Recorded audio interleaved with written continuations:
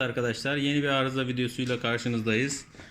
Elimizde bir yumurta haşlama makinesi var. Kettle'larla hemen hemen aynı çalışma prensibine sahip. Cihazımız elektrik alıyor. Işığı yanıyor. Şöyle açtığımız zaman.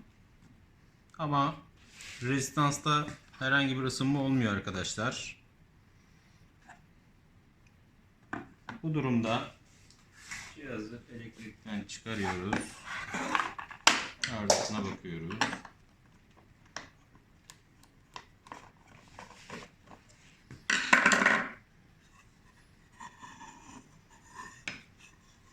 Arkadaşlar, şu alarmı, buzzer dediğimiz hoparlörü, rezistans zaten metal tabakaya kaynaklı vaziyette. Rezistanslar değişmiyor arkadaşlar bu cihazlarda. Eğer rezistansımız arızalıysa cihazı komple atmamız söz konusu. Arkadaşlar, burada porselen termostatımız var. Ve burada diyot tipi bir adet de burada devre kesicimiz var. Öncelikle bunları bir kontrol edeceğiz arkadaşlar. Şimdi mesela ölçü aletimizi alternatif akıma getiriyoruz. Tabi burada elimizi dokunmamamız gerekiyor. Şu an 220 voltu verdik. Şimdi arkadaşlar bakıyoruz. Rezistansımıza 220 geliyor mu? Hayır.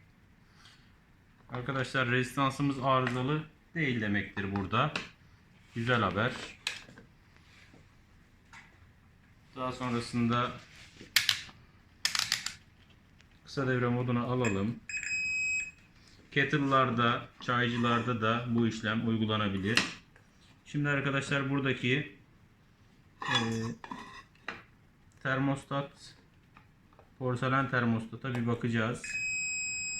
Porselen termostatımız açık arkadaşlar. Yani iletim var. Devremiz sağlam. Bir de bu diyot tipi termostatımıza, kesicimize bir bakalım.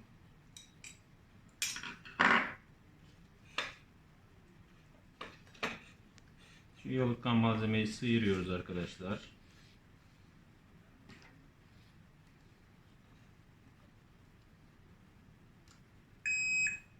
Evet arkadaşlar, arızalı parçayı bulduk. Arızalı parçanın üzerindeki bilgilerden bakalım. Ne kadar maliyetimiz var. Biraz yakından. Şöyle 157 derece. Şu kodları yazarsanız üretici firma Ceyhan, Polatlı, Giresun, X, Laleli, Denizli. 157 derece. Hemen bir arayalım bunu.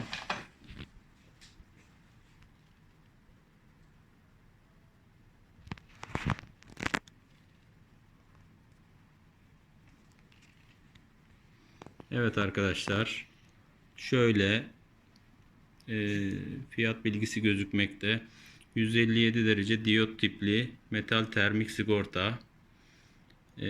Evet arkadaşlar, 1 lira 56 kuruşa ürünümüzü tamir edeceğiz. İzlediğiniz için teşekkürler. Devam eden tamir videosu sonucu çalışma videosunda tekrardan paylaşırım. Teşekkür ediyorum. Beğenmeyi unutmayın. Evet arkadaşlar, parçayı değiştirdikten sonra şu an cihazımız çalışıyor. Herhangi bir sıkıntısı yok. Biraz kirecini temizledikten sonra daha stabil çalışmaya devam edecek. Tekrardan izlediğiniz için teşekkür ediyorum. Beğenmeyi, abone olmayı unutmayınız.